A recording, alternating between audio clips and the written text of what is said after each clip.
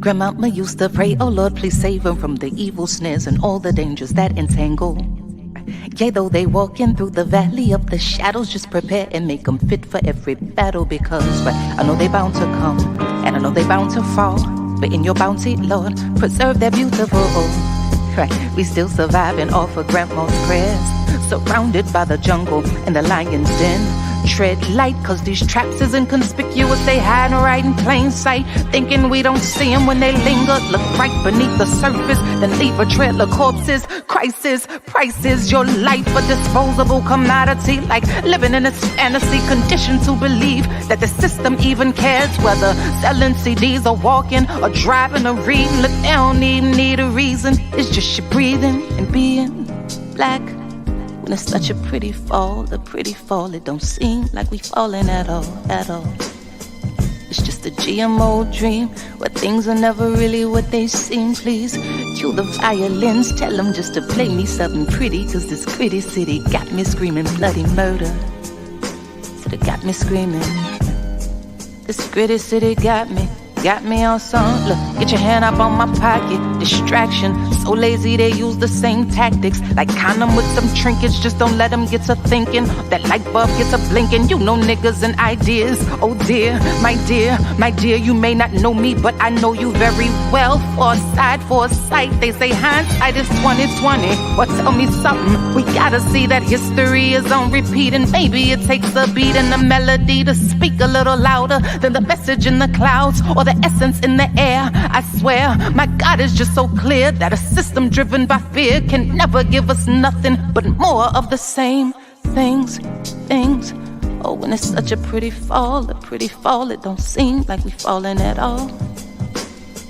It's just a GMO dream, where things are never really what they seem. Please cue the violins, tell them just to play me something pretty, cause this gritty city got me screaming.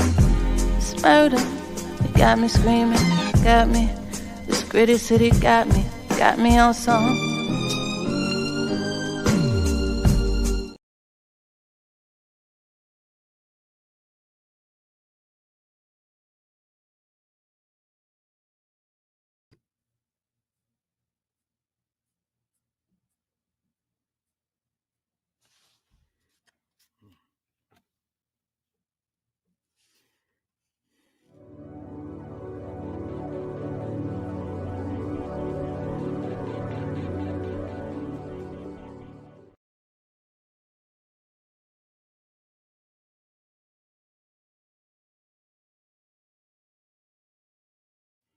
What's going on, good people? Usually I come on here with a long intro talking about who the guest's gonna be and all that. But I think that tonight, this brother right here, he's at home, he's been here on numerous occasions, and an introduction wouldn't do any good anyway because of the fact that, I couldn't cover his work in a few sentences or two. You know what I'm saying? But I want to welcome back to the stage tonight my good brother Dr. Greg Carr. What's happening, man? How you doing tonight? It's always good to see you, Baba Kalonji. I was watching that montage, and I was watching the recent talk you gave us on the platform, and I watch the platform all the time, man. And it's always good to be with you, man. It's always good to be with you. I was saying before we went live, your generosity of spirit, your understanding that we're all in this together and we struggle together. Even when we disagree, we move forward together. It's that revolutionary love you and Joy James be talking about, man. So I appreciate you, man. Always good to be with you, brother. Man, same here. Like I said, I'm honored for folks who are out there. I called Dr. Carr last minute. I'm like, what you doing today? He's like, everything. Like you. That's all we doing. We out here swinging, man. Hey, man, that's what kind of brothers would we be if we wasn't out here doing what we supposed to do. I'm definitely honored to have you on here. Unfortunately, we're here to talk about a cultural icon, but before we hop on that particular icon, the reason that everyone knows we're here regards to the elder, now ancestor, Harry Belafonte. we want to talk about another giant that another tree that fell in the woods over the Indeed. past couple days ago. The attorney at war, Alton Maddox. So we want to definitely, send our love and respect to the family of Alton Maddox, attorney Absolutely. Alton Maddox. But we wanted to rap a little bit about Baba Maddox. So Man. what's your take? That's your neck of the woods. That's your neck of the woods, Bob Kalonji. So if you don't mind leading out, man, when you hear the name Automatics, what does that conjure in your mind, man? I mean, when I hear automatics, of course, naturally, it takes you back to Tawana Brawley. Absolutely. It takes you back to the '80s with all the rumbling that him and folks like C. Vernon Mason was doing. C. Um, Vernon Mason. yeah. Come on, boy, you're digging them crates. Yes, sir. That's definitely digging in the crates, right? Yes, sir. These are folks who held it down in New York. Along with I hate to say the other guy's name. That's all right, because he ain't said Al Sharp. Al Sharpton ain't said Automatics' name. I saw he put a statement out on Harry Belafonte on Twitter, and I immediately wrote back Automatics ? Come on, Right bro. on. Don't do Right that. on. Don't do Right that on. to Automatics, man. Because Yeah. Automatics kept your black ass out of jail. So anyway, go. He know. But that's Oh, the thing, he man. know well, don't he? No question. Yeah. But it's unfortunate that we get convenient amnesia with people that we don't like. Isn't that something? And yeah, and it's worse than the European because we can't rewrite history just because we don't dig a person or a situation, so on and so forth. Like you said, he kept Fat Al out of jail before Big Al. before Before he who he settled was down. now. Yeah. So Isn't that something? definitely man. 67 count indictment for fraud and theft. And Maddox represented him, and Sharpton was acquitted of all charges. Because like Automatic, you say, just put 12 in the box. I got it from there. That's right. You know what I'm saying? 67, brother. Indicted on 67 separate charges. Come on now, 67 count indictment. Unheard of. And you can't say nothing about this man. I Low know down. Barbara got your tongue tied, brother, and I know you ain't gonna lose your job for mentioning the name Automatic. You still You know what I'm saying? Man, it reminded me of my grandmother. My grandmother used to say, that boy low down. Low You know down, man. But anyway, I interrupt you, man. You taking us back now, Kalonji. Yes. The 80s, man. It's a serious time in the city, wasn't it? Without a doubt. We're talking back in the days of the Mayor Koches and what's the top cop, Benjamin Oh, what's that boy's name? Before the little Kelly, before Kelly. What's yeah. his name? Yeah. I got his name, Benjamin Ward. Yes. Yeah. Crown Heights. Yeah. Evan Cato. Yes. Cato and his getting run over there in Crown Heights, man. Here come Giuliani. It's Giuliani time. David Dick is running the street, man. That's right. And what does Sharpton do? Well, what is Maddox and Mason and Sharp? They go to Israel to serve. They looking for the guy that ran him over. Remember the Israelis sent for the guy, got him out of the country. Yeah. Maddox to say, I don't give a damn about that. I got a plane ticket. Let's go get this guy. You know what I'm saying? And they was given, like you said, it was a time in the city. It was a time. It was a time in the city, Kalonji. Yeah. I wasn't in New York, but the world, our eyes were on y'all. I mean, this was a time when it meant something to be in that street. I mean, not that today is different, but today is different. It just feels different, It's absolutely different. Yeah. But definitely, we'll get back into Attorney Automatics. I'm planning on doing some type of tribute for him as well. I'm waiting for a few folks. You'll be the first and only one that I'm aware. We'll probably talk about him on Saturday when this is, I think we'll be at 165, I think, in the in-class thing that I do with Karen Hunter on Saturdays. We'll talk about Automatics because Maddox was, I was in law school from 87 to 90 in Columbus and at Ohio State. And of course, Tawana Brawley, as you say, but of course, Yusef Hawkins and Michael Stewart and Eleanor Bumpers, man. I mean, and so of course, these were the names that we became aware of, not only in the news, but in hip hop. Yeah. When you hear Public Enemy, when you hear those names, X-Claim, when you hear, we were in Ohio, and I'll never forget, man, my second year of law school, we wanted our closing speaker, the Black Law Students Association, we wanted our closing speaker to be Alton Maddox. Because Max is a hero, man. Max, I don't believe in plea bargains, so I'm not gonna beg y'all for shit.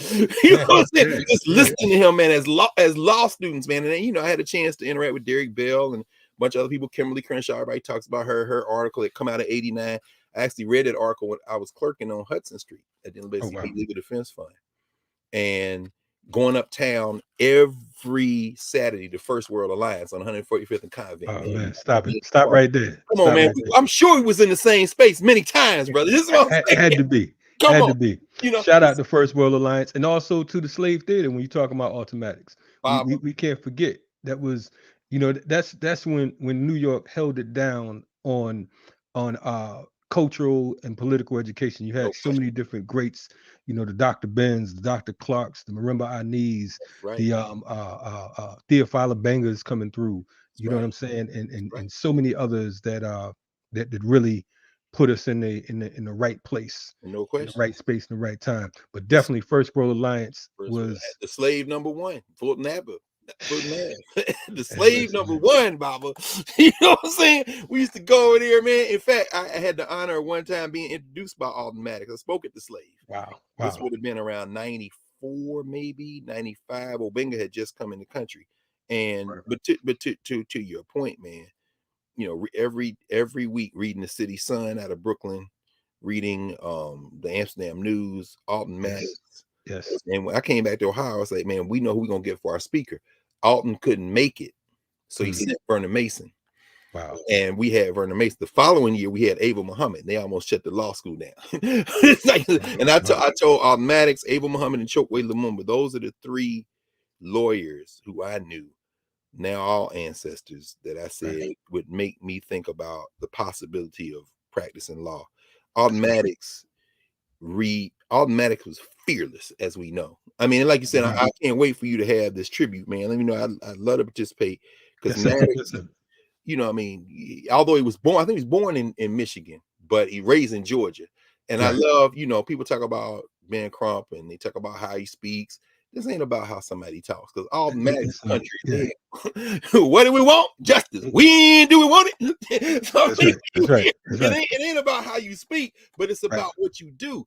Maddox, what you deliver, man. Maddox went to Howard. He was he graduated from Howard. And you know, but you know, they suspended him from the practice of law, and he would always say, they didn't take my license, I still gotta pay my bar dues. They suspended me because they simply said, we can't beat the man in court, so we just got to stop him from coming to court. And they tried to put him behind Tawana Brawley. They tried to put him, but what did he do? That United African Movement spoke there too when it was in Harlem. Like, what was it? The Oberia Dempsey Center over there, 127. So I mean, Maddox, man. I mean, and you know, let me ask you, Kalonji, all the times you saw this brother interacting with him, did you ever see him look or send energy that give you a sense that he was somehow down or defeated? Never ever. Matter of fact, the last time I saw him, it was some years ago, but it was I had the opportunity to get a few minutes on stage with him, Dick Gregory, Cynthia McKinney, Tawana Brawley, and someone else. My mind is escaping right now, but for me, I felt like I was amongst the gods. You know what I'm saying? Just to touch the microphone. Y'all were in the city? No, we was actually in Atlanta. Oh, in Atlanta? Yeah, right here in Atlanta. If I'm not mistaken, I believe he moved here for a while. Absolutely. Yes. Rest in power, rising power to my sister Karen Marie Mason, who made her transition out here. Yes. So he was actually her godfather, you know. So you know, we was really you know, close to that sister as well. Our comrade. They was raised in Newman, I think. I believe you're right. I can't you know, definitely rest in power to her, man. Yeah. So this was when Tawana Brawley was making the circuit, huh? Yeah. And it was just wild because I found out about it. I think I was just coming back to town last minute, and brother called me and asked me if I wanted to say, you know, speak on behalf of FTP, my organization. I was like, hell yeah. You know what I'm saying? Like, with who? Right. What you talking about? What you I'd have been cool with any one of those folks on there, but no it question. just was, you know, and it's wild because, you know, Dick Gregory's an ancestor now. Absolutely. And C. Vernon, I mean not C. Vernon Mason, Automatics. Oh, So, man. you know, definitely you know, always appreciate uh the giants who come before us and who don't necessarily get that proper respect, because you mentioned folks like Chokwe and Ava Muhammad. These are also fearless fighters in the way of African people, you Fearless. know, that didn't compromise their position. That's one of the things that I always loved about Baba Automatics, was the fact that he was you know, he's one of the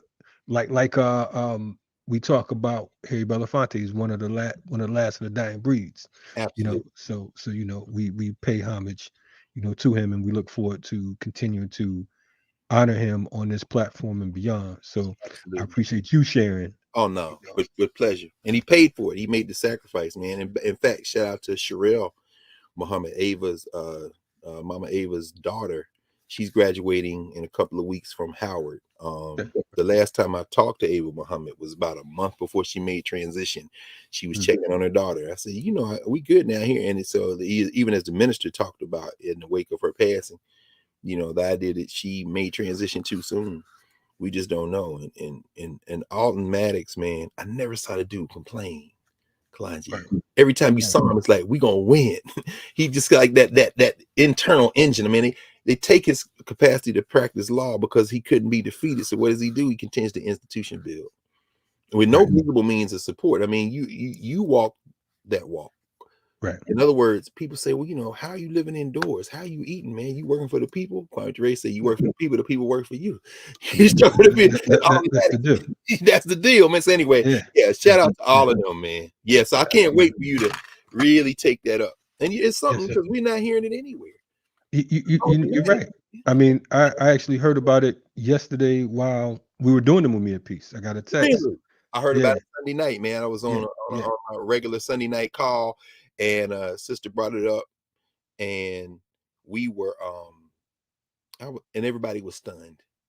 And I don't see it anywhere, man. Not really. And you would think all he did, but you know, but that's why we here, and that's why you have BPM. That's why this formation exists. That's why Ride Starter, FTP. This is why the network exists. And wherever we are, we raise that name. I was on with of course one of Black Power Media's favorite Black journalists, Roland Martin, earlier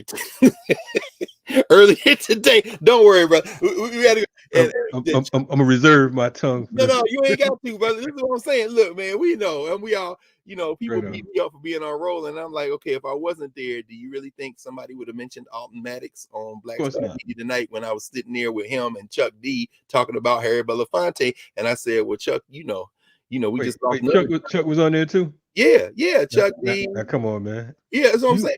I mean, he was marching with Tawana, and I believe Alton might have been in that Fight the Power video. I know that Tawana was definitely in that Fight the Power video. Which is why I mentioned it that night. That's what I'm saying. I mean, look, we all have our differences and the full range and others, but at the same time, never miss the opportunity, as you say, to lift the name of those ancestors. And Chuck made that point.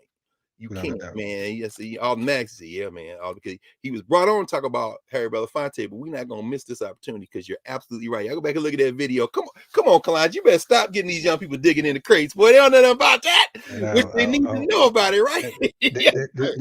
There's no question. So, you know, we absolutely want to you know, I mean, that's you know, we don't want to be, and my thing is, even with Roland, you know, we on damn, how can I say this? No, just say it.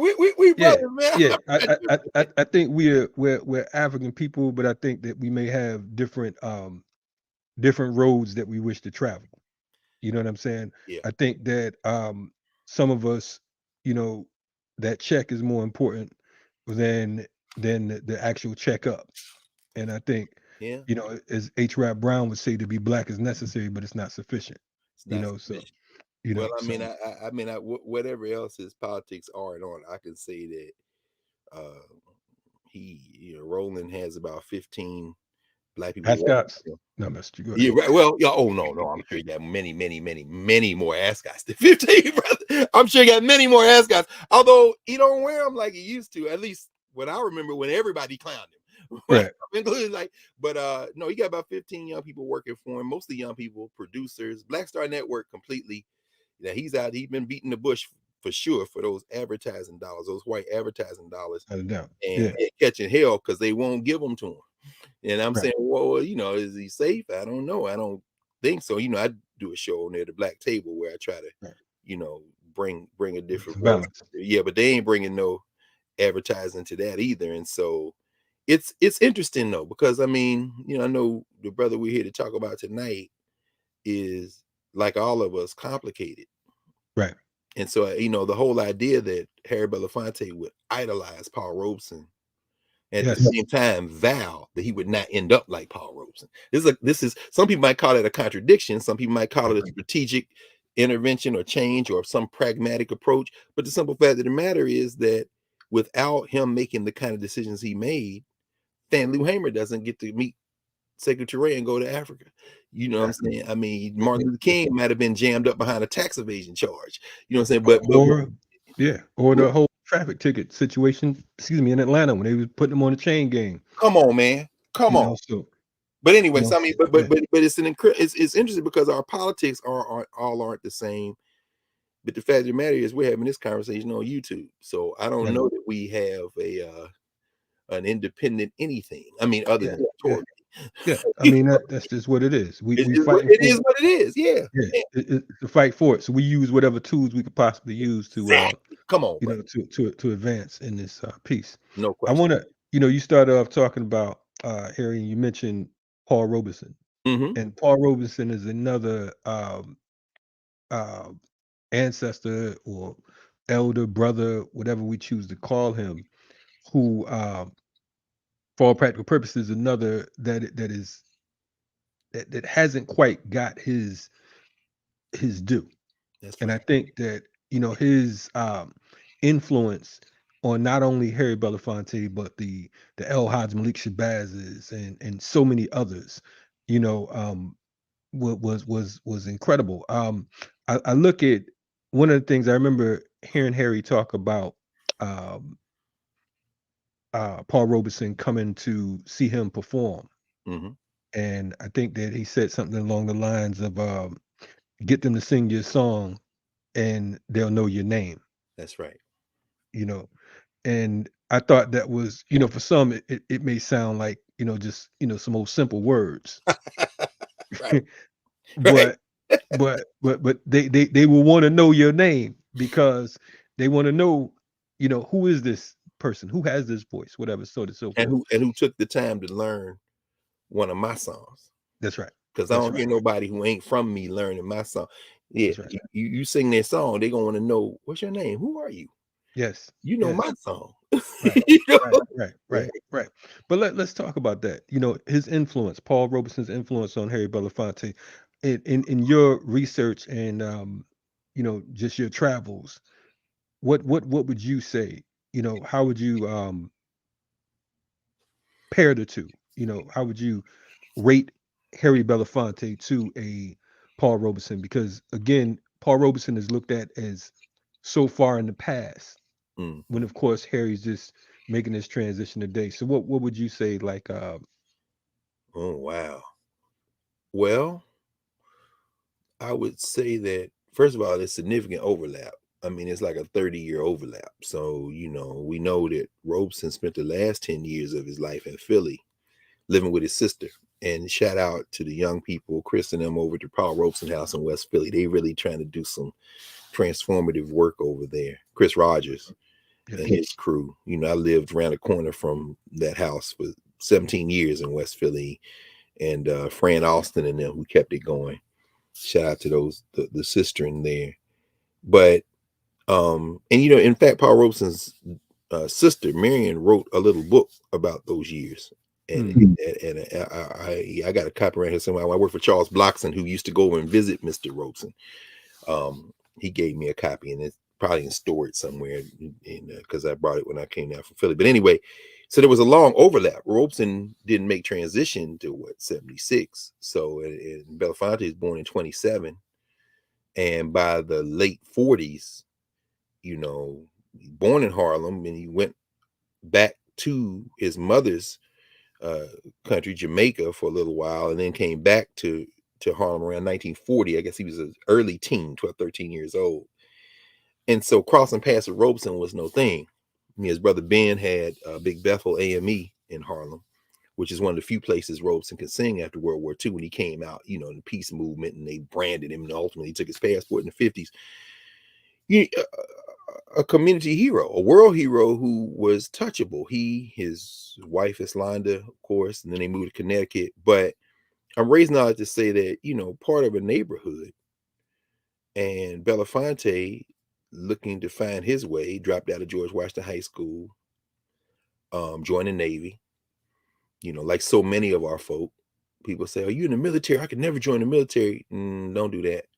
You know how many of us had to cycle through the military, whether it be, Brother Cabo or Jared or my daddy, or you do that, and Belafonte encountering Robeson at a time when Robeson had peaked in terms of white facing popularity. I mean, this guy is one of the biggest movie stars in the world, as we know, and the greatest recording artist, but that was the 1930s, really. Living in England, playing Othello on both sides of the Atlantic, but by the late 40s, the war is over. The Cold War has started, and Paul Robeson is on the wrong side of the U.S. government. So they are beginning to dry up his opportunities to make a living. And while Harry Belafonte, who, while he's stationed in the Navy, I think Margarita, his first wife, was I think she was from DC. She went to Dunbar High School for sure, but he had started reading the black stuff in New York, man. He had started reading black stuff actually in the Navy. The brothers was giving him the stuff, man. I mean, Hakeem Al-Budi in the Army, man, discovering Paul Robeson and them, man. And then the white sergeant, I think it was, man, he said a copy of Here I Stand. He says, "Boy's a communist, make him give me that book." And Haki gave him, well, Don Lee at the time gave him the book, and he tore the pages out the book one by one and handed it out to the other troops to use as toilet paper. Anyway, but Harry Belafonte begins to get radicalized in the military. The brothers are giving him, books, and it reminds me of was it Ferdinand Smith? Our brother Gerald Horn wrote a whole book called Red Seas, and over there on Ferdinand Smith and the brothers who were in the Union, in the Maritime Union. But a lot of those guys were also in the military, not if they weren't from the Caribbean or any place. Sonny Rollins, I think about his father anyway, because Sonny Rollins still walks the earth. He's in his 90s, still walking the earth. But at any rate, Robeson's shadow is huge in Harlem, huge in the world. And so by the time Harry Belafonte comes back to New York in his 20s, early 20s, kind of casting about, has talent, but doesn't really kind of know, signs up to do some acting at I think it was an American Negro Theater. That's where him and Sidney Poitier began hanging out. These guys they ain't even on the bench. They just basically sweeping and locking up, trying to figure out how they gonna get on. So they beginning to develop their skills. He encounters Paul Robeson.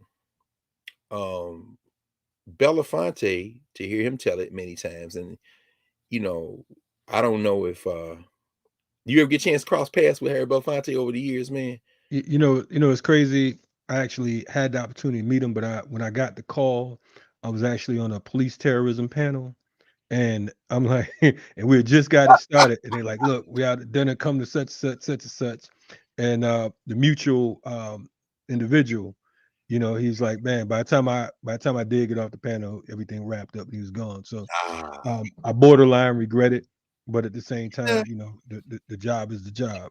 But the job is the job, brother. The job is the job. No, I only ask because I never make any assumptions, because these kind of folk made it their business to be as many places as they could be, without a doubt.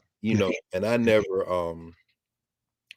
the only time I got a chance to have even a small conversation with Harry Belafonte, other than just shake his hand, because he came down to Howard when I was there. I had been there maybe 2 or 3 years.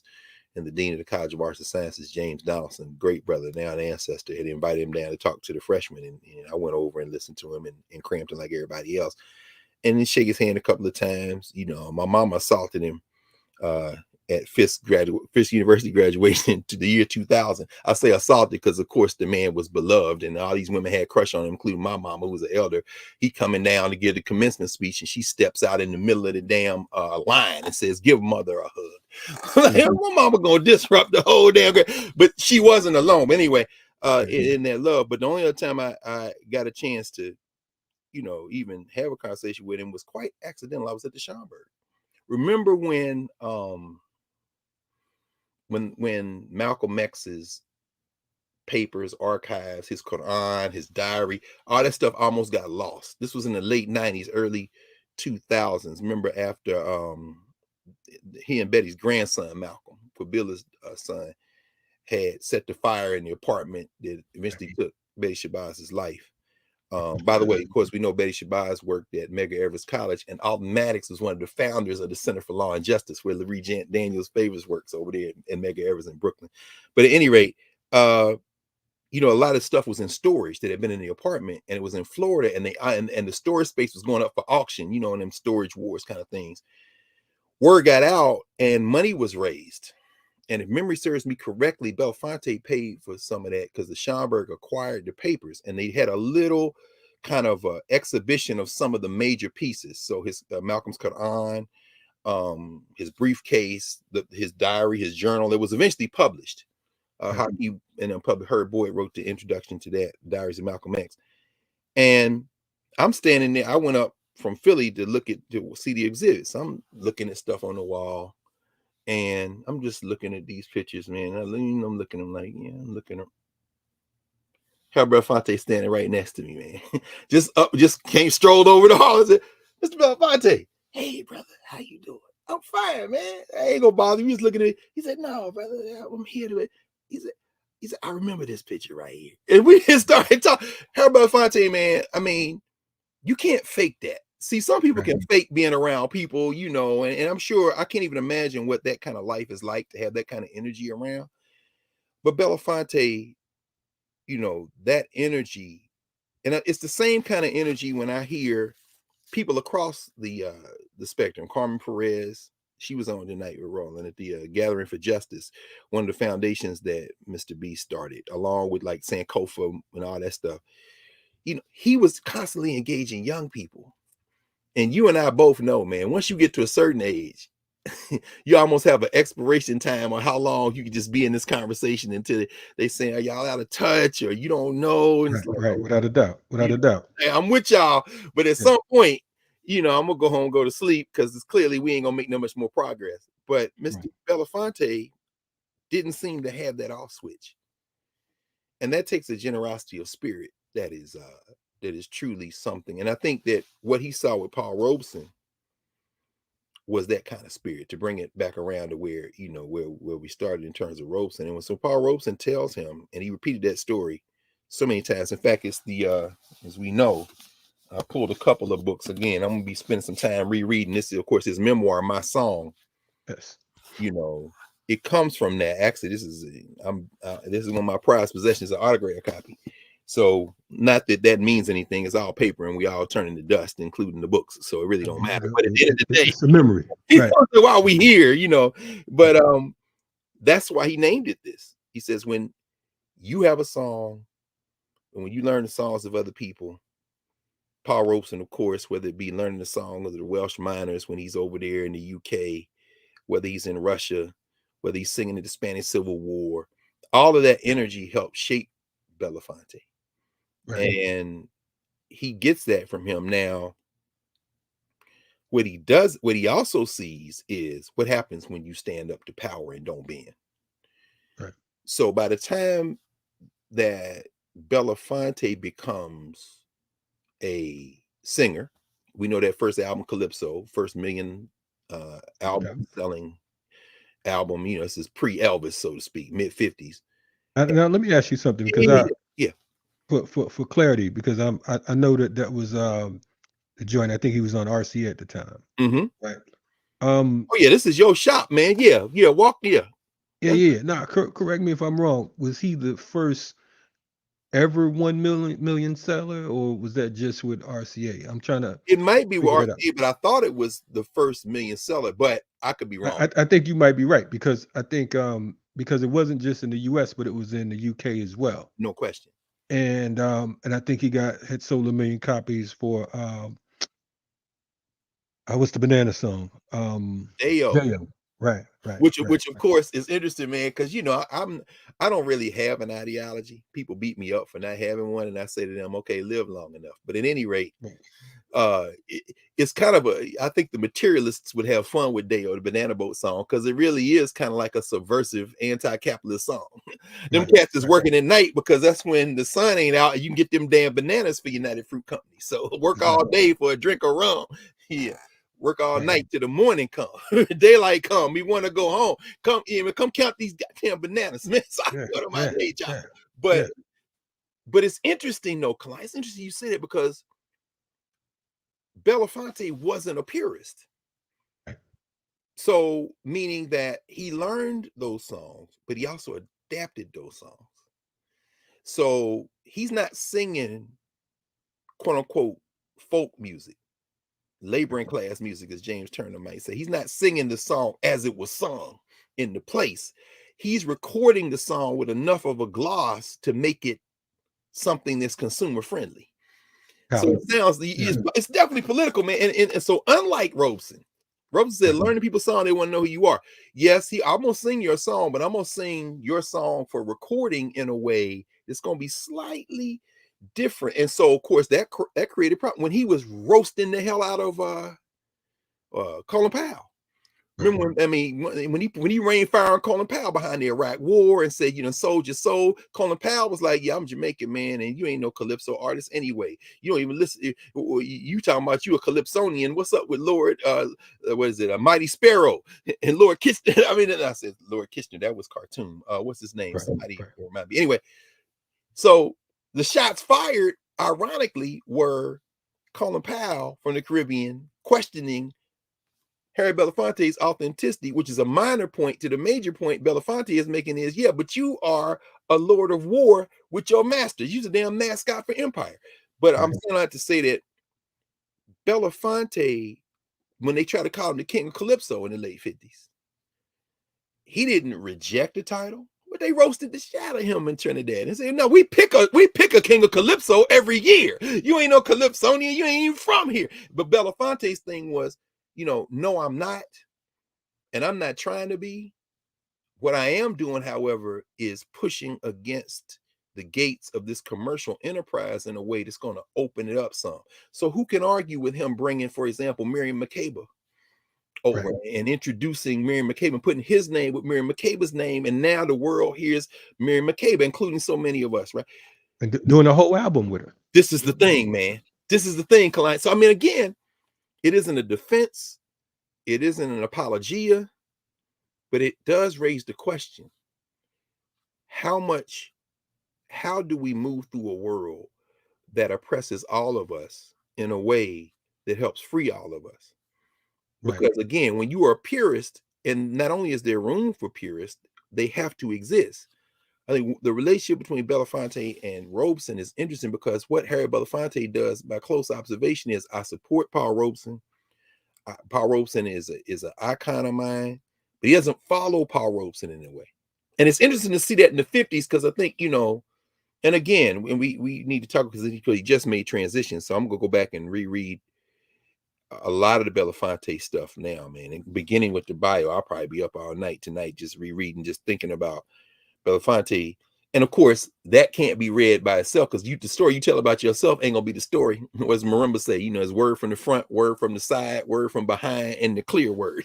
As the Dogon would say, this is word from the front. This is Harry Belafonte, right? But by the end of the decade, he's made some choices that kind of cut him out of some possibilities commercially that his very good friend, at moments in his life, he would call his best friend, Sidney Poitier, shoots ahead of him in terms of film. And some of that was based on Robeson. Belafonte saying, for example, I'm not going to be the lead in Porgy and Bess. I'm not playing that shit. This role doesn't reflect us. Right. He acquires the rights to Serve with Love, Breakaway's book. And starting his own production company. Starts his own production company with these white United Artists. That's on you. You start talking about Paul Newman and all. I mean, they trying to put together an artist controlled collective. But what the challenge is, though, by 1960, he's a huge recording star who they're going to make because of how he looks and the aesthetic that the white facing public loves, and the Negroes certainly initiated into that white facing aesthetic also love. His charisma, they're gonna make him into a movie star. So Carmen Jones, you see what I'm saying? They're gonna make Carmen Jones here, and here's somebody who, man, damn it, Dorothy Dandridge, man, that's a whole story in itself, man. Pearl Bailey, all them, they're gonna dub their voices, and so they even though Dandridge and Belafonte could sing, they didn't have the opera range. So Pearl Bailey they let sing because they had the comedic kind of thing, and her voice fit. And what I'm saying, I like to say that he was on the verge of superstardom as a film artist, but he wouldn't take certain roles. Right. And Sidney would. So he doesn't make a movie in the 60s, really.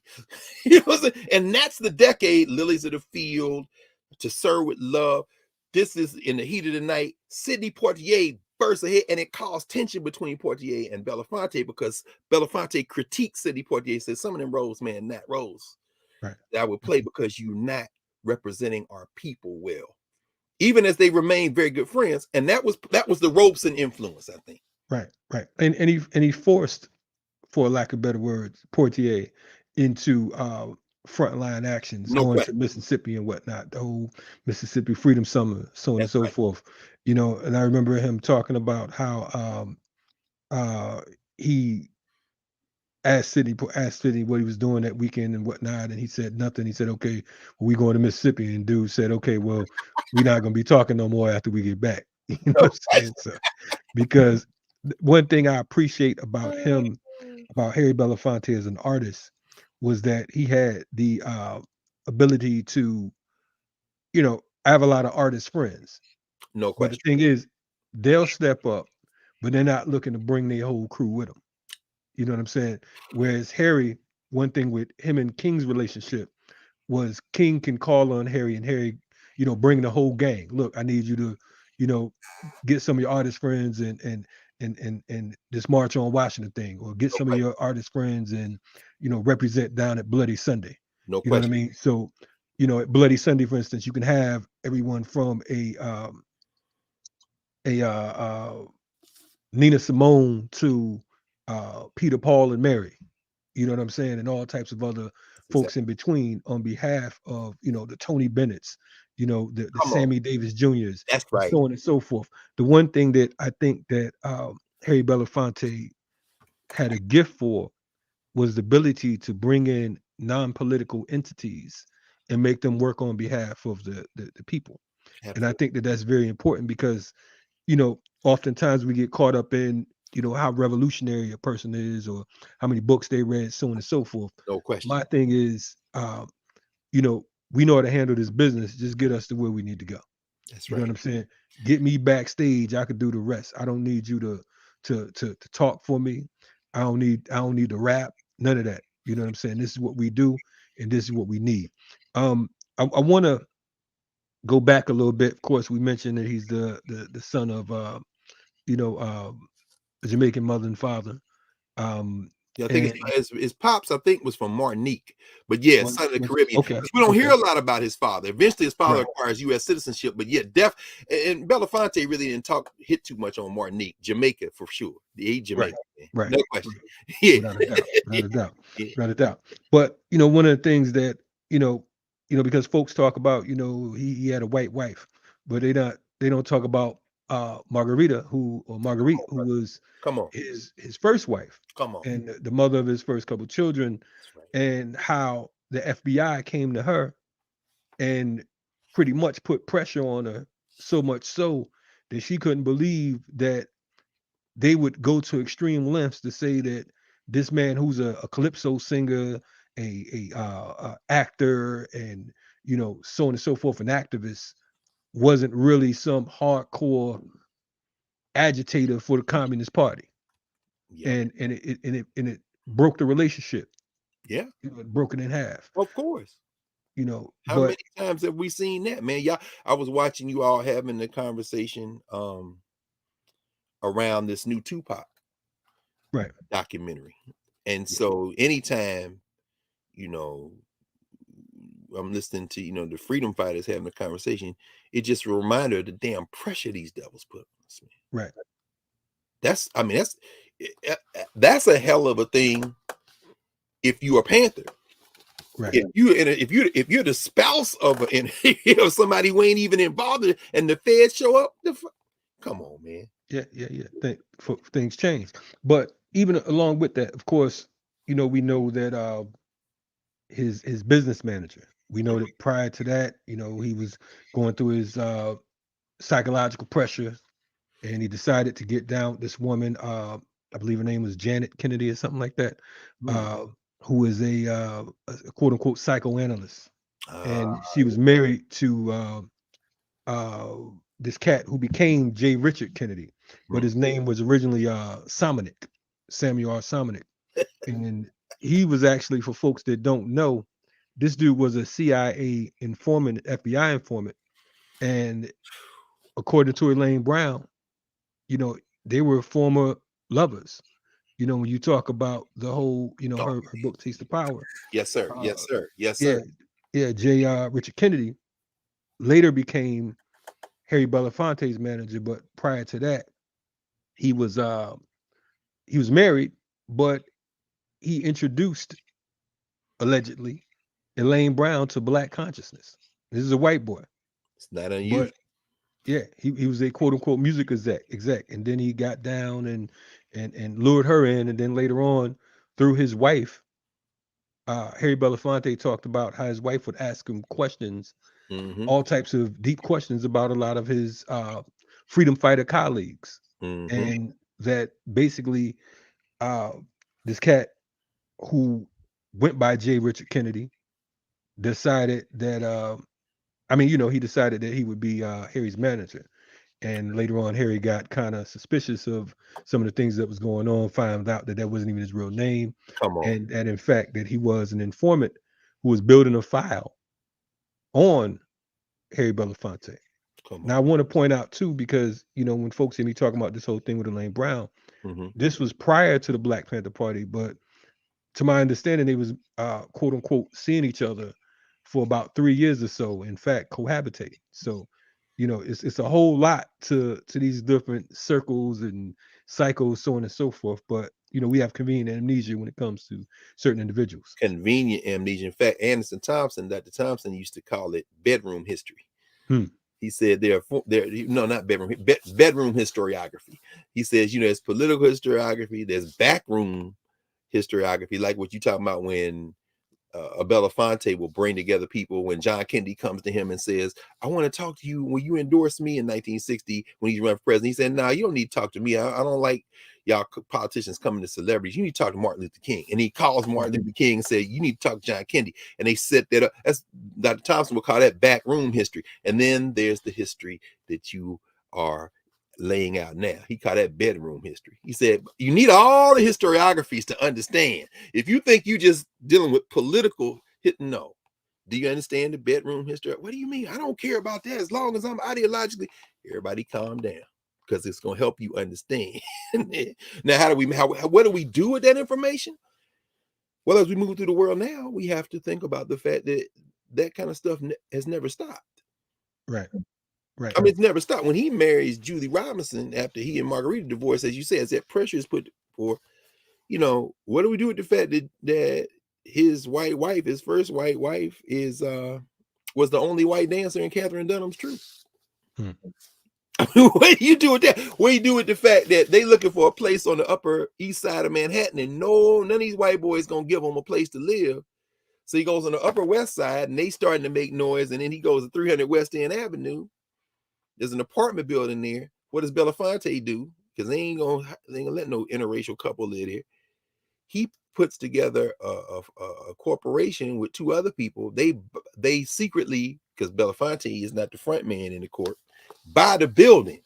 Belafonte takes the 5th floor and then sells apartments to other black people and integrates the Upper West Side. But he did it. He married to the white woman. I mean, it gets complicated. But can we understand the political history? Can we understand the backroom history without also including, at least where we need to include it or think it could be helpful, the bedroom history? What do we do with that? Because Belafonte is complicated cat. Right. And folks, again, I mean, that's the first thing, brother said to me earlier when he, heard we were doing the show. He's like, Harry Belafonte had a white wife. Like, listen, man, I don't, that ain't what I'm talking about. Yeah, I mean, but I was like, man, I know brothers with black wives that ain't doing shit. So, I mean, there's darker than the ace of spade. And, my goodness. And look, you remember Automatic said this about Thurgood Marshall. Automatic said Thurgood wasn't really all that down with black people. He said if Loving versus Virginia 1967 interracial marriage Supreme Court decision, if it had been decided in 1927 instead of 1967, he said Thurgood Marshall would have had a white wife, brother. Right. Alden used to say Thurgood Marshall would have. And when you look at his, not Buster, his first wife, who was black, but his second wife, Filipino, just passed away not too long ago. I don't know that that's wrong. But you start talking about who married to who and had it. Ivan Van Sertima was married to a white woman. Yeah, I mean, we and so on and so forth. So on and so forth. Bob. We talk about my man, Wretched Earth, Frantz Fanon, and so many others. But again, my position, that's not what I'm into. I love black women. You know what I mean? So that has nothing to do with what I'm talking about. I want to know, what is his deeds like? You know what I'm saying? I want to know what was his contribution to African people. And we know that without a doubt, him living 9 decades plus, he has, a lengthy relationship with African people, from the Martin Luther Kings to like I said, like we talked about, the Mississippi Freedom Fighters, SNCC, the Miriam Makebas, Tom Mboya, Nelson Mandela. Isn't that something? You know what's crazy? I mean, Kalonji, would you blame Harry Belafonte for Barack Obama, who he criticized? But remember, him and Sidney Poitier raised the money for the Africa airlift to pay for those Continental Africans, those 80+ Continental Africans, which included Barack Hussein Obama Sr. That's right. To come to this country. Working in Kenya. Right. He didn't even get here. Like you say, you mentioned Tom Mboya. I mean, that's fascinating. You really can't even talk about Tom Mboya without mentioning Barack Obama Sr. Facts. But the fact is, since most people don't study, it's they don't make the connections, and they don't understand that part of the reason why. But why Barry Obama wasn't bigging up his father was because of his revolutionary connections. You know what I'm saying? So, man, but see, you see why you do that, man. We had to. I've been on a Ralph Bunche kick lately.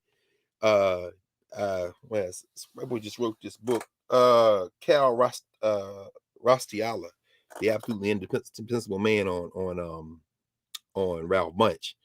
Fascinating figure, very much criticized. Lorraine Hansberry was deaf on him about a lot of stuff he did. He won a Nobel Peace Prize for the creation of Israel, which is so many things problematic around that.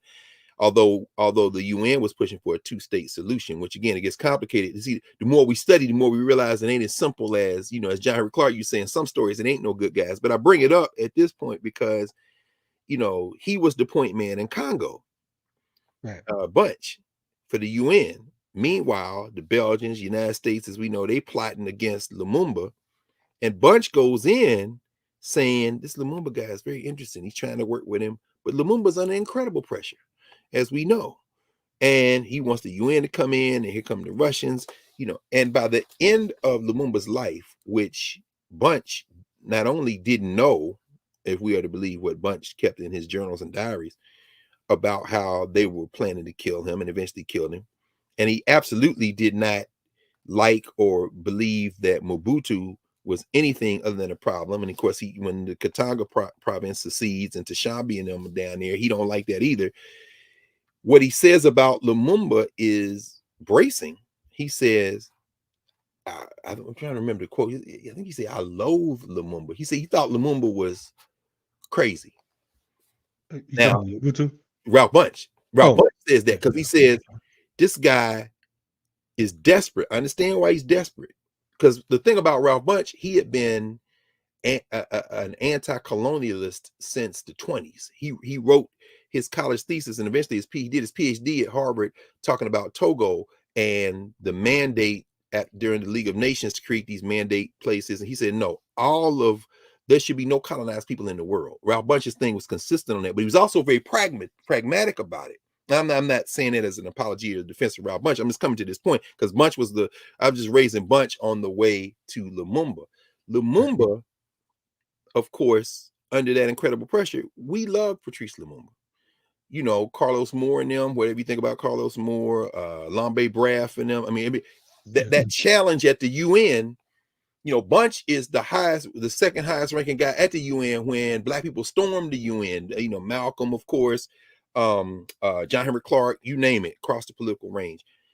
I'm raising that to say that Lumumba's a complicated person. I mean, we're not talking about his politics. We're not talking about his pronouncements. We're not talking about African self-determination. We're talking about as a person. Anytime we elevate someone and make it so that they can't be received as a human, we have a problem. Right. You know, and so when you start talking about people's politics and distinguishing between their politics and their personal life, that's a critical point you're making. Because I mean, I've watched as y'all have talked about things with Lumumba's daughter. It's very important to see that we can't lose sight of the fact that we're human. So we're going to have some things that are going to probably evoke contradictions. And if we obsess about that and focus on that, we ain't never going to get anywhere. Because the simple fact of the matter is anybody saying something is probably something that can be said about the person saying something. Oh yeah, that's without a doubt. And a lot of Belafonte is no different. That's why. Right. No, and that's an excellent point because I think that again, you know, what you said was spot on. As humans, we have contradictions. No question. You know what I'm saying? And I personally haven't met any man, woman, or child that doesn't have any contradictions. You know, in fact, our contradictions have contradictions. The fact that we're here speaking English is a contradiction, brother. You understand what I'm saying? Come on, man. So if we, you know, because I know some folks that I hate crackers, this, so and so forth, but they'll kill you over them dead white folks on that money. We'll kill you over them. They love the ancestors and won't turn down none of that money either. Right. But but give me that check, brother. Anyway, go ahead. without a doubt. One of the things that I know that Belafonte was talking about, he said when Mandela got arrested, that's when he understood the power of his art as an instrument for resistance and rebellion.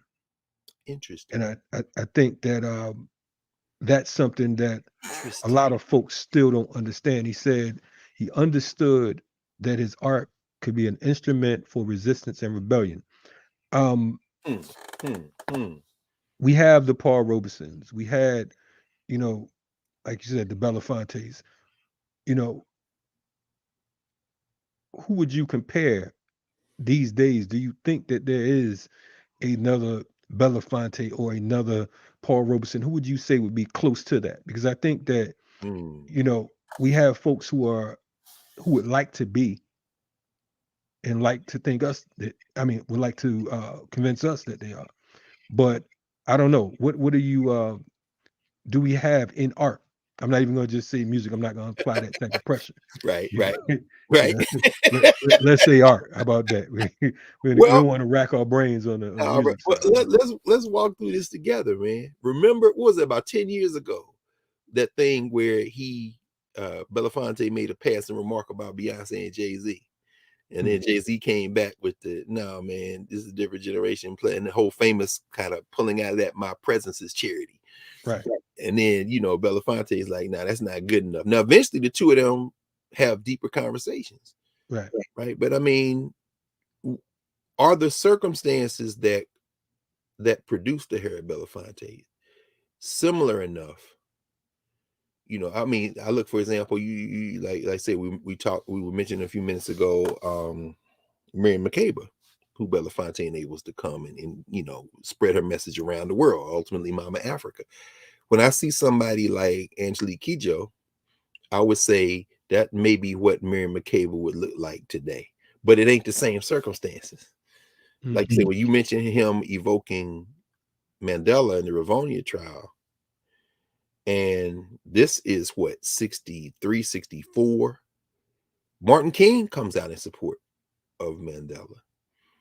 Now, fast forward to 94 in the elections, and then through to the end of his life, and certainly in this platform, there's no shortage of deeper analysis of what is considered by subsequent generations to be a betrayal by Nelson Mandela, who lived a certain life in a certain moment that for subsequent generations became not enough.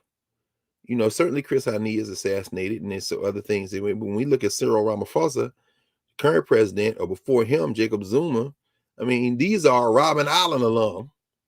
But Cyril Ramaphosa is a millionaire now. I don't know about stuffing money in your couch at your crib. I mean, he just that's just hood. But the guy could, the era of you was on Robben Island is not enough.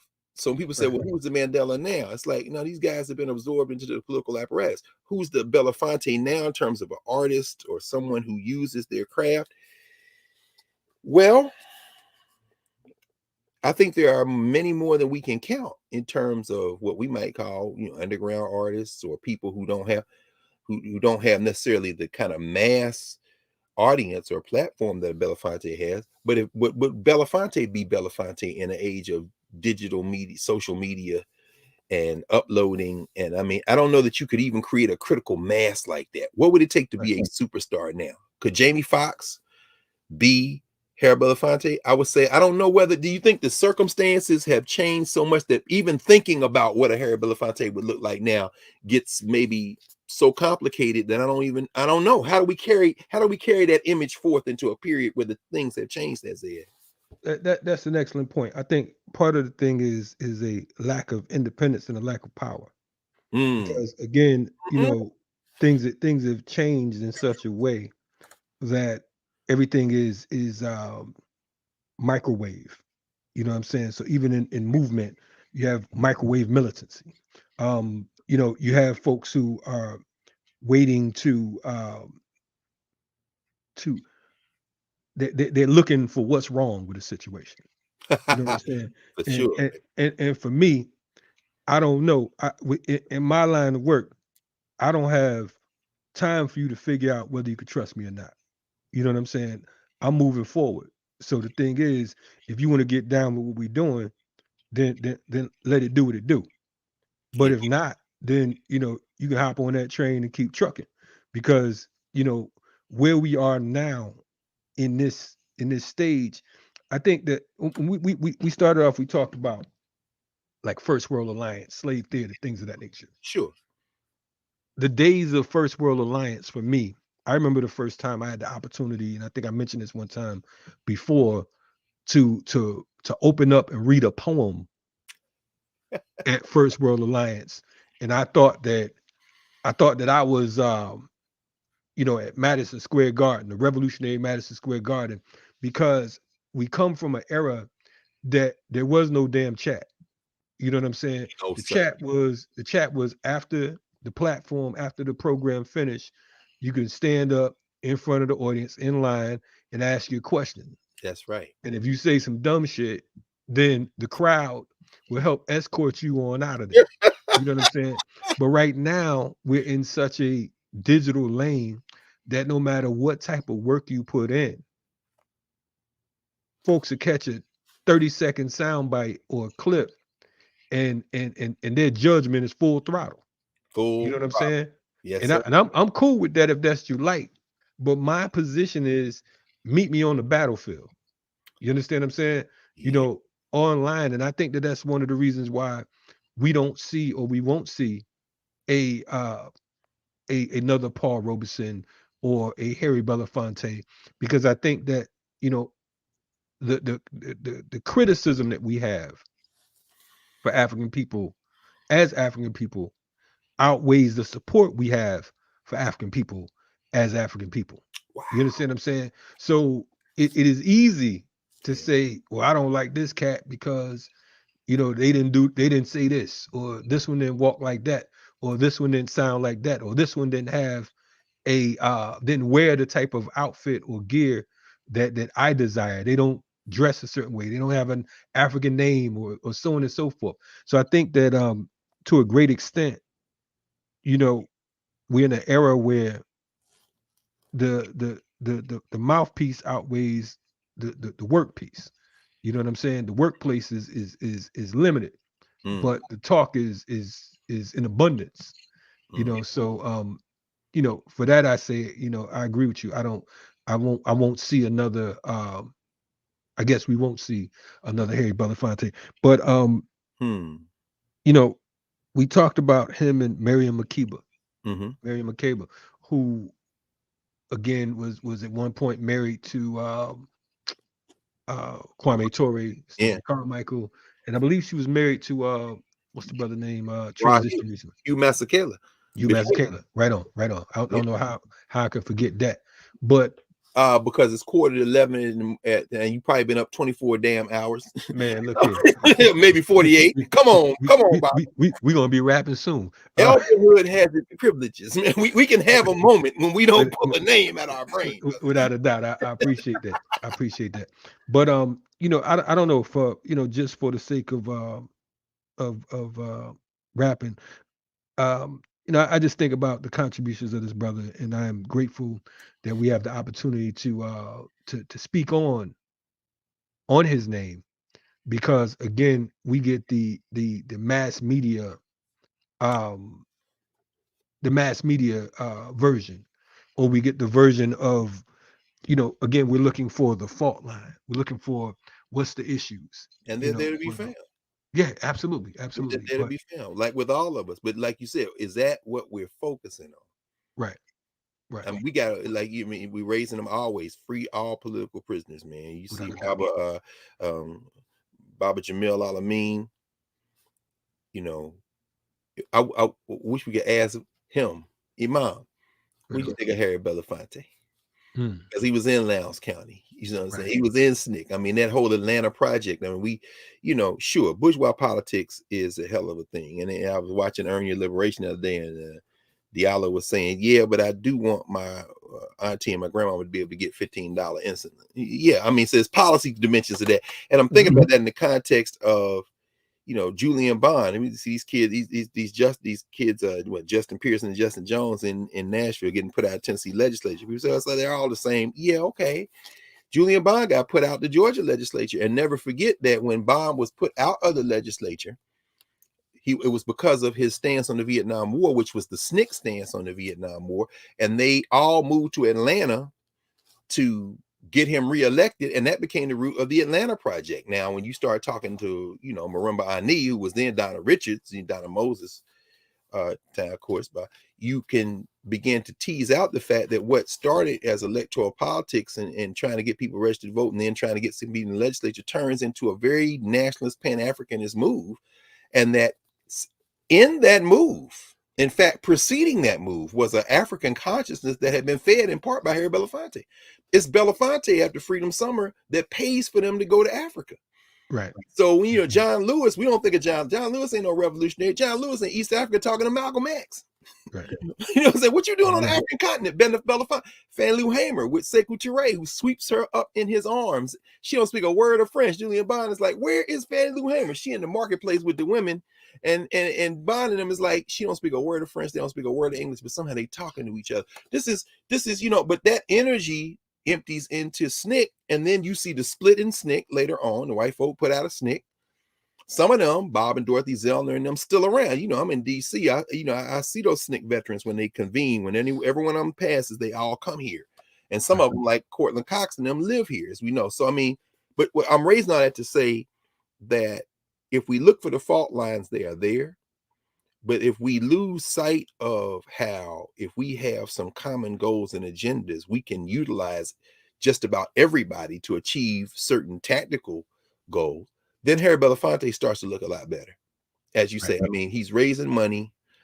That committee to defend Martin Luther King that they're doing 1960 because they try to jam King up on an income tax charge in Alabama. That turns into the kind of bail apparatus they use to get people out of jail. I just wonder how somebody who has literally paid for his revolutionary fervor and struggle on behalf of the people with his freedom, like Imam Jamil Al-Amin, I wonder what Imam Jamil would say about Harry Belafonte, because as H. Rap Brown, of course, his brother Hubert, I got to meet him one time at the 50th anniversary of SNCC. They were all in Raleigh. No, you mean his brother? Not Hubert. He was Hubert. Yeah, he was Hubert. Sterling Brown called him Ed. I was about to say Ed. I'm sorry. Ed Brown. Ed Brown. No, we would have, between the two of us, we'd have got it. I'm saying, I knew Baba Ed. Forgive me for that. I'm slipping. Like you said, it's late. You're not. I mean, like I say, it's late. I mean, I only met him one time, man. He was in the wheelchair near the end. Mm-hmm. But I mean, I just thought about him because we were just talking about him in relation to Sterling Brown, who called him Cuz Ed. They used to, in fact, Sterling Brown sent for Michael Thelwell, Carmichael at the time, Ed Brown them, and he said, we're gonna drink liquor and tell lies. They were on campus of Howard, man. These guys, I'm just saying that. I guess let me to that larger point. Who we call revolutionaries, whether it be Baba Mumia Abu Jamal, who was 16 years old as Wesley Cook at Ben Franklin High School in Philly. When We Want Freedom came out, we had 200 high school students read his memoir because they were 15, 16, 17 years old. And then they fanned out and met the Panthers, who were still alive. Captain Reggie, who was the captain of the Panthers there in North Philly before he made transition. I got to meet him as well, right? Oh, yeah. So you already know. So what I'm saying is that when we start talking about connecting generations, the people we see as revolutionaries journeyed just the way we did. Right. And when we look at the people who we might say we don't agree with their politics, it's so much more complicated than that.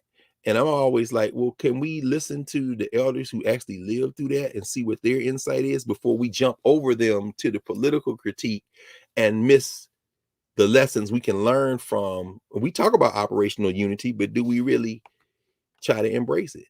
And I think Belafonte is a great example of somebody who we should have serious, like what we're doing tonight, what you opening this space up tonight to do. We should we can use Harry Belafonte to get at some layered talk about how we engage in tactics and strategy, because there's a lot of people who didn't go to jail because of Harry Belafonte. There's a lot of connections that were made. And I mentioned one other thing. It was interesting because, Roland Martin has a politics. It's clear. And it's interesting when he asks a question of people whose politics are different, how they respond. Like tonight, he was talking to a bunch of these young people about this convening of the elders that Mr. Belafonte participated in and helped create. It might have been in Atlanta, man, because he was down there. Anyway, he said, Mr. Belafonte told me he's in the room with all these elders, and he says, this is not where change is going to happen. And that's when he redoubles his effort to reach out to the young people. And it's a lot of young people out there in the street organizing and doing work because Harry Belafonte put a financial floor under them. But it was partially because as an elder, he's sitting with the other elders like, y'all got to stop lecturing these kids. And he said, well, what am I doing here? I'm here with them. They not talking to no young people. Let me get my ass out of this room and go in, not even to change their politics, but to put a floor under them. Kalonji, I tell you, man, it's not frustrating because we continue to do the work, but it's challenging when we think about how we move through the world. And as you say, we're so quick to just say, now get down. Yeah, that's not clear. And now I say, wait a minute, hold on. Because that energy then creates a space where our open enemies can come in and say, okay, we got y'all now. In fact, we're going to start the fight. We're going to come in here and raise the fight, so. Yeah, well, we say that, salute to, Baba Harry Belafonte for all his efforts and energy. I think back, it's just so much throughout the years, the whole USA for Africa and We Are the World. And, you know what I'm saying? Just so much, you know what I'm saying? This dude, you talk about a catalog. he was everywhere. You know what I'm saying? And what do we do with that? Because again, we in a capitalist system. You can go in with one intent, but they take it and make it into something else. They're flipping into a whole nother program. Flipping a whole nother thing, man. Of course, Harry Belafonte was used as a pawn. Without a doubt. But you know, which of us can say that we haven't, man? Welcome to America. Welcome to America. Welcome to the world, man. We are all used. Look, I know I'm a sellout. That was a joke, by the way. So you know that's about to get clipped and everybody. That's why I said it, man. You know, I do like giving out catnip. Because Negro check my bank account, you'll find out I ain't clocking no dollars. But it's okay. I mean, I'm sure I'm making all the money. But and that's fine. I mean, y'all can remix that. I ain't tripping off that. Oh wait, that was not a pun that was intended. I know you named it remix. Hey, Kalonji, that was not meant as I'm not taking no shots. You gonna get me fired as one of the owners. Anyway. Really? Well, you know, you can always we get you showing the Black Star Network, you be a complete sellout. Look, I'll give you $1 million check, man. No, I make it cash because the check might bounce. But yeah, man. Nah, you know, we get paid. We get paid. That ain't gonna work. It ain't gonna work. And not only that, just for the record, for the folks out there, I don't ever put myself in a position where I can be hired or fired. And you see, understand what I'm saying? So that is the reality. I'm glad, folks that don't know. I'm glad you raised that. Let me say on the record that I don't get paid for the work I do. I got one job. 3 shows a day, 2 days a week, 3 days a week at Howard University. So anybody think I'm out here, that's how you do it, Kalonji.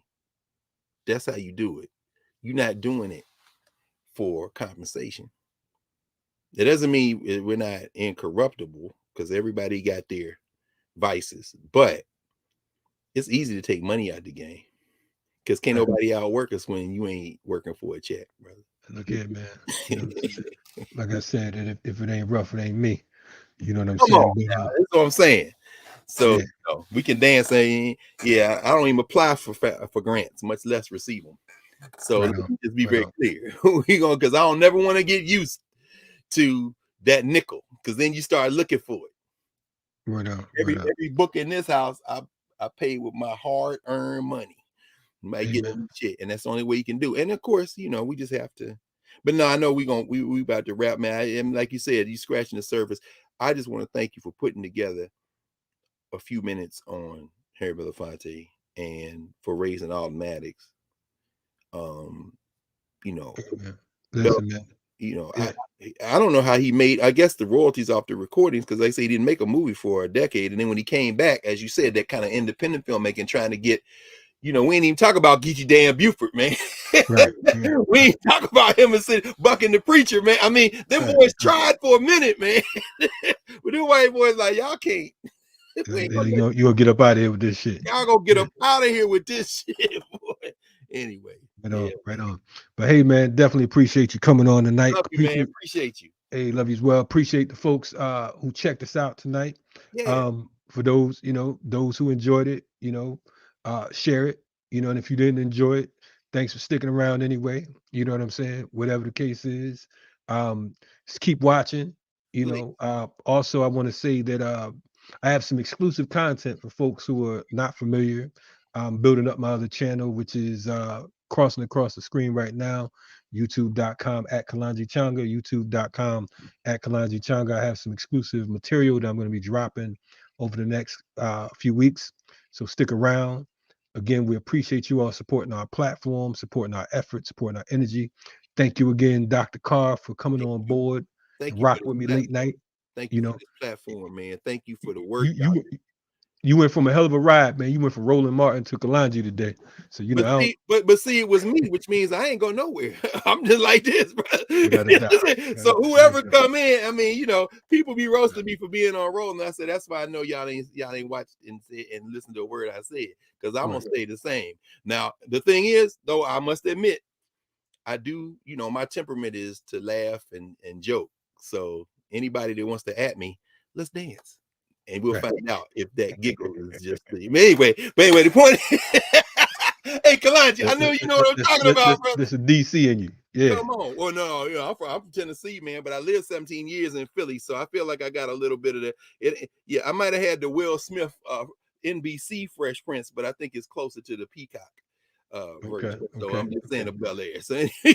anyway, man. Smacking Hey, Chris man, Rock. I may be down that way, man. Brother Mally, they got the Let Us Make Man thing Oh, that yeah, they that's my do. man. Yeah. Okay.